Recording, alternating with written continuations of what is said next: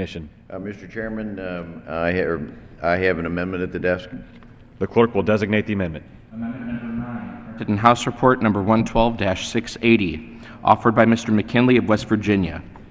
Pursuant to House Resolution 788, the gentleman from West Virginia, Mr. McKinley, and a member opposed, each will control 5 minutes. The chair now recognizes the gentleman from West Virginia. Mr. Chairman, this amendment will prohibit the EPA from retroactively invalidating permits after they've been issued. On January 13, 2011, the EPA took an unprecedented action by retroactively revoking a lawfully issued Section 404 permit for the Spruce No. 1 surface mine in Logan County, West Virginia.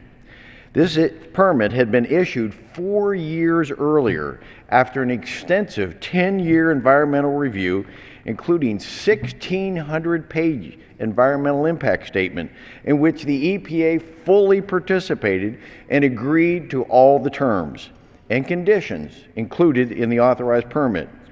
But this amendment is intended to address far more than coal mines. If the EPA can retroactively revoke a water permit for this industry, they could do the same to any other manufacturer, refinery, municipality, farm, or other government agency. Imagine an entrepreneur contemplating making an investment requiring an EPA permit, but then stopping once they learn that the EPA could first grant the permit, allow the business to proceed, and then invalidating the permit, crushing the investment. Or imagine a lending institution contemplating whether or not to loan money to someone subject to an EPA regulation.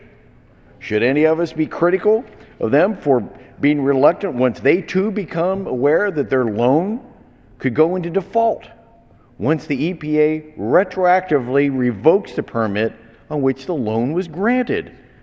All of us in Congress should be concerned about the chilling effect these actions by the EPA have had and will have if they continue this threat to the creation of jobs by exceeding their statutory authority.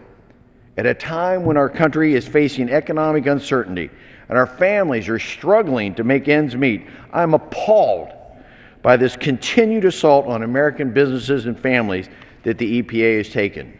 Our job creators need a consistent and predictable regulatory program that will protect jobs we have, create new ones, so that we need an environmentally responsible manner. Remember, this amendment is not just for coal mining, but rather it addresses virtually every business in America which requires certainty in their regulatory environment. I urge your support, and I reserve the balance of my time. Thank you. The gentleman from West Virginia reserves.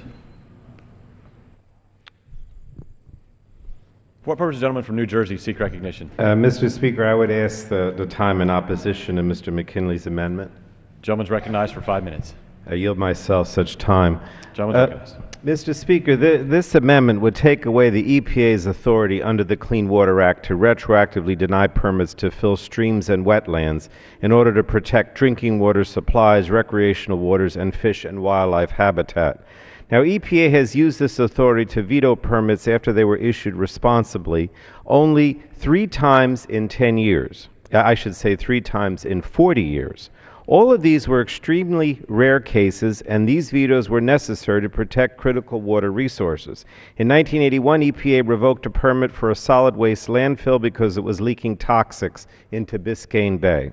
In 1989, after objecting to a permit before it was issued, it overturned a permit to destroy 1,200 acres of floodplain wetlands in Georgia.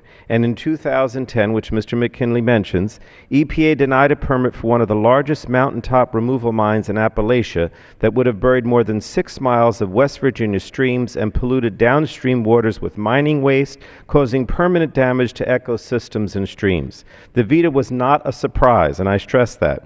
EPA consistently expressed its concerns about water quality impacts of this mine beginning from 2002 through 2006 when the Corps issued the permit. Now, let me stress that this was an extremely rare action taken by EPA, and the first time it used the Clean Water Act to overturn an approved mining permit.